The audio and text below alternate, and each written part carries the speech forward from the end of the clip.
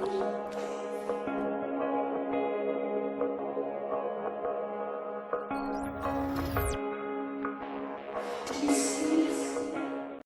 going on, guys? It's Dan here. Welcome to another DanQ review. Today we are talking about Medal of Honor Warfighter. Obviously, people are looking for this one. Super psyched about it, especially since the release of the original Medal of Honor 2 years ago, even though that one didn't do too well. Regardless, I'm going to get right into this. Medal of Honor is available on PS3, Xbox 360, and PC. It is a first-person shooter developed by Danger Close and published by Electronic Arts. Now, I want everyone to know something about this. This is not a script. Someone told me this was a script. This is just info about each game. I'm pretty much improv review, so nice try, but you can't call me out on that shit anymore. Anyways, alright, let's get into this. Let's start off with the campaign, which is what I usually focused on for most of this one. Okay, this campaign, most of the time with first-person shooters nowadays, you don't expect a campaign to be very detailed or engrossing or anything like that, because most of the time the campaign is over in like 5 minutes. Now, when these games first came out, the Medal of Honor series, they were very focused on campaign, because there's no such thing as online multiplayer yet. So pretty much each developer had to focus mainly on the single player. So unfortunately, we don't get the same experiences as we did back then, especially for Medal of Honor. However, in terms of the campaign quality and what you're actually doing in each mission or level or whatever you'll say, this one was one of the most unique campaigns I've played in a while in terms of this type of first-person shooter. Well, why do I say that? Well, nowadays, let's take a look at your basic Call of Duty or your basic Battlefield. To be honest, by the end of the campaign, I'm glad it's done. It's like really boring. You know, it's just point and shoot.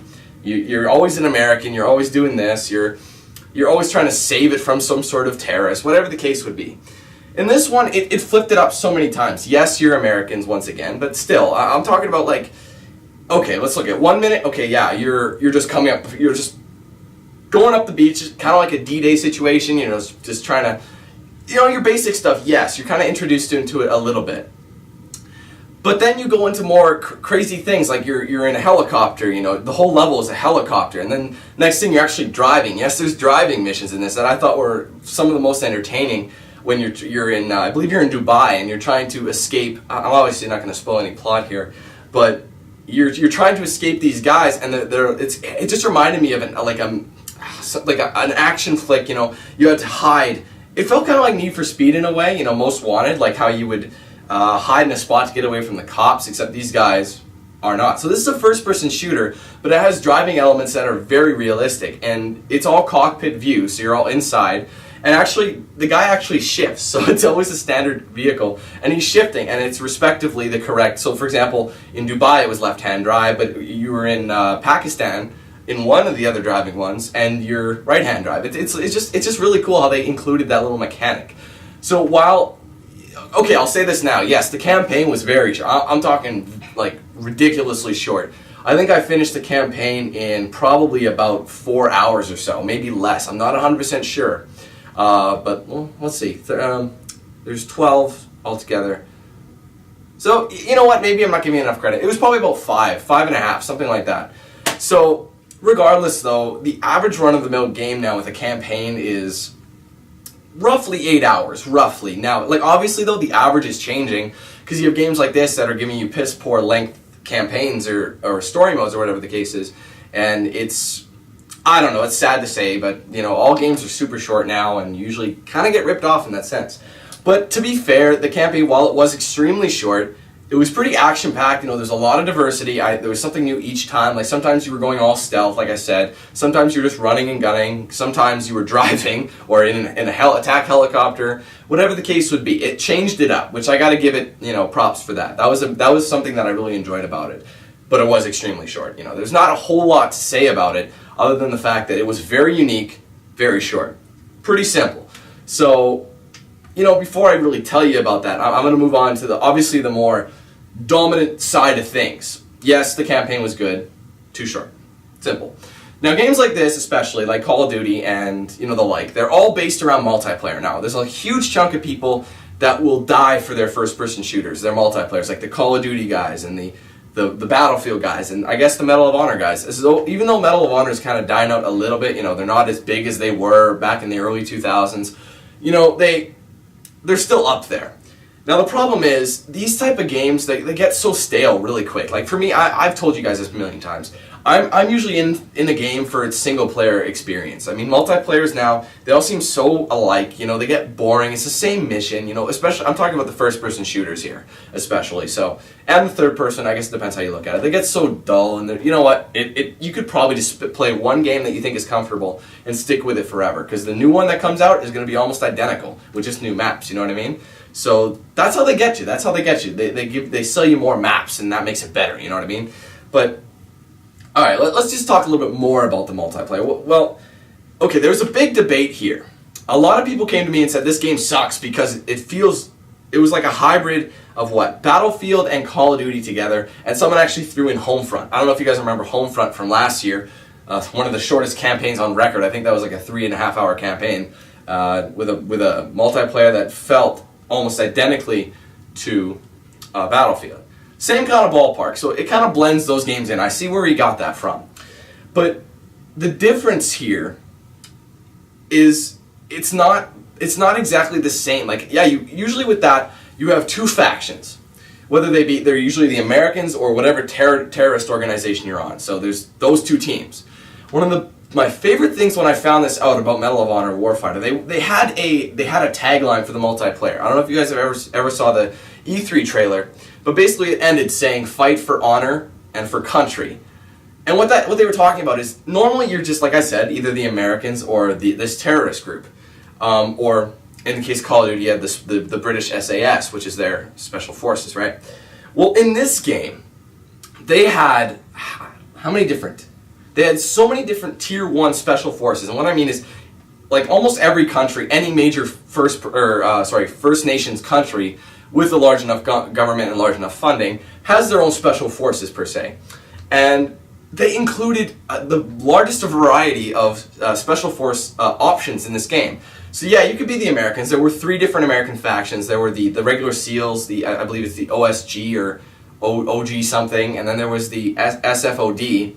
And then you had a bunch of other countries, like you had you had the Russian Spetsnaz, you had the British SAS, you had the German KAK, and you also had my favorite, obviously, was the Canadian JTF2, which is one of the coolest things ever. That the fact that they included, normally, okay, let's be honest here, Canada gets overlooked in almost everything. Like, you know what I mean? Like, it's hilarious because, like, you'll see these, like, for example, with Call of Duty. You'll have every single country labeled on this map that they're looking at, except for Canada. It's just some piece of land up there, right?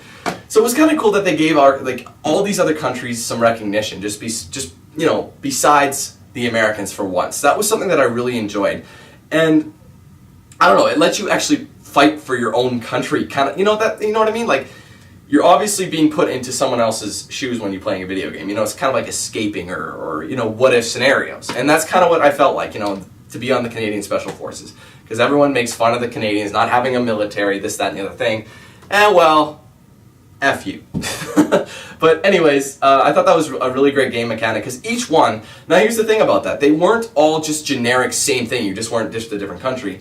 Each country or spec ops group had their own set of weapons, abilities, and play styles, that sort of thing. And depending on what style you were, obviously you could pick the one that's best for you. Like I don't know what you get.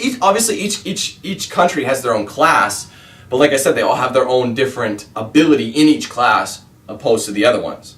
So that's shook it up a bit, and I thought it gave you a large variety of options instead of just your light machine gunner, your assault class, your sniper class, your what else? Your shotgun class, whatever the case would be, your heavy weapons, anything of that nature, it was spread out differently. So that was something that was really good about it. However, let's go back to the statement about Battlefield and Call of Duty mix. It does feel like that. I can see how people are thinking that, and I can see why people may hate on it for that. But I don't think that's really a means to hate on a game just because it's similar. All of these games are similar. Take it from me, who plays just about every kind you can think of. All these games feel similar to me. They all have the same goal. They may have different controls or they may look different, but they all are basically the same. I don't care what anybody says, you know what I mean? So people got to stop like making out with their favorite first-person shooter, and they got to start expanding their horizons and not always comparing it, especially when they compare games that are completely unalike. Okay, let me bring up something. It's kind of old, but I would like to make a mention of that point. I remember playing Driver San Francisco back in 2011.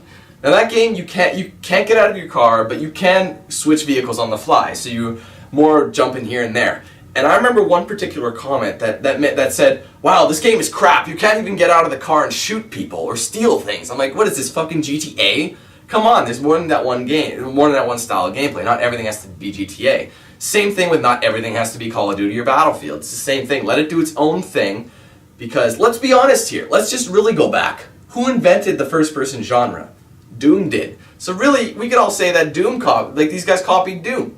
No, everyone's going to disagree with me there. Of course that's not true, because it just invented a genre. That doesn't mean it copied it. Same thing with this game, you know. It's just annoying to have to hear about that. But the gameplay itself was good. There were a few game types I liked. There was a good chunk. You have your basic team deathmatch. You have your assault, where, you know, you have to like blow up certain things. Although in this one, the assault mode is like you have your one huge map, and each sector is blocked off until you have to. Okay, so let's say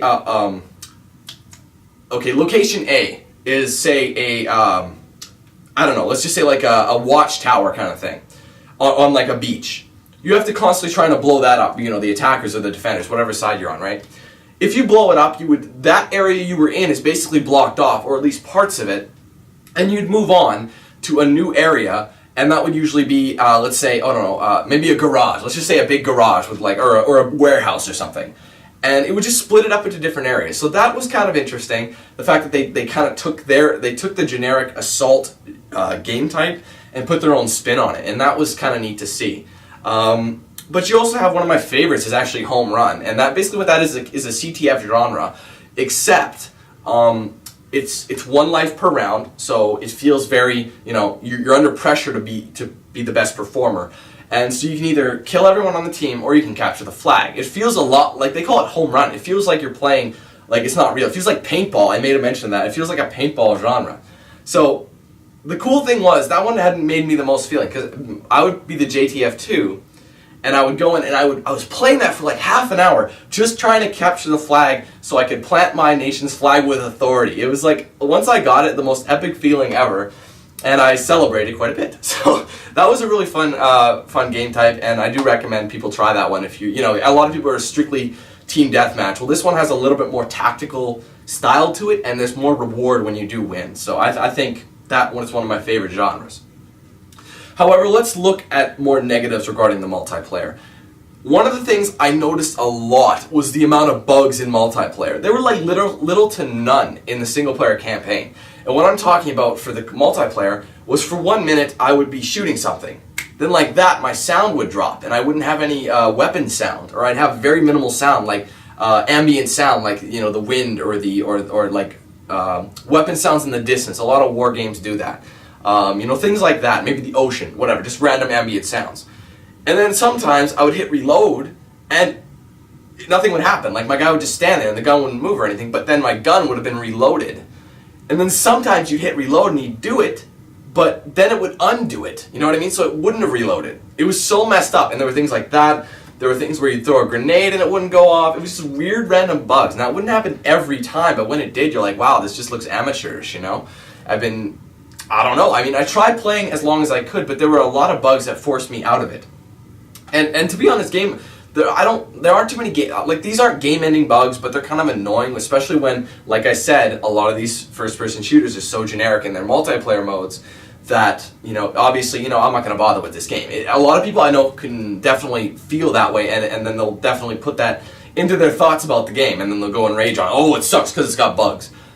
Yes, games have bugs. There's like almost no games without a bug. No game is perfect. However, this one, I was surprised that they missed so many of these bugs like this. It's just kind of a game, and not a game. I keep saying that, but it's it makes the game look cheap. You know what I mean? It makes it look like not too much time or effort was put on it, which I know that's not the case. So, I don't know. It just need to be, like, little bugs need to be fixed a little better. But other than that, let's just quickly look. The campaign, while it was very, very short, very brief, very average when you think about it nowadays for first-person shooter campaigns, it was really engrossing, very unique, especially with the driving and the stealth and how you switch up the landscapes constantly. I thought that was a lot of fun. In terms of multiplayer, the thing is though, if you have a campaign that short, it should make up for it in multiplayer. It does and it doesn't. Like I said, it's really cool that they have all these countries and classes and all these, spec ops groups you can play as, but at the same time, you got these bugs, you have these, I don't know, like, just generic game types. Even though some are unique, like I said, they're still generic. Nothing overly special. Like I said, it does still feel like Battlefield, Call of Duty, and Homefront mixed together, which a lot of people like because it's their favorite games all in one, but at the same time, others may not. So, let's wrap this up. I'm going to give you guys my review for this thing. Like I said, it's got its good positives, but at the same time, it's got its negatives. So it's kind of down the middle. Not an average game. I think it's above average, but it's not poor. So I'm going to give Medal of Honor Warfighter a 7 out of 10. I'm sure a lot of you will disagree with me. I'm sure a lot of you might agree with me, but it's above average. Obviously, it's not going to be an average game because an average game is about a 5 or a 6, but it didn't feel like that to me. I had too much fun with it to give it that low of a score, but like I said, the short campaign, the multiplayer bugs and similarities just kind of lower it a bit. So Battlefield, I call it Battlefield. Modern Warfighter, I'm doing it all over the place. Medal of Honor Warfighter gets a 7 out of 10 from me. So that's it for this episode of DanQ Review. Hope you guys enjoyed it. Hope it gave you guys an idea if you don't know what you want to, if you want to buy it or not. Yes and no, I guess it depends. If there's still such a thing as rentals anywhere, maybe give that a try, but obviously all these things are out of business. You pretty much either buy it. I don't even know if Gamefly is still doing their thing. It never came to Canada, so I don't know. We have to buy it pretty much. But, so that's it for me. I'm going to take off. So thanks, guys, for watching. Hope you enjoyed. See you next time, and prepare for more gameplay. It's going to be crazy in the next month into, hell, it's been crazy so far. So thanks, guys. Take it easy. We'll see you next time.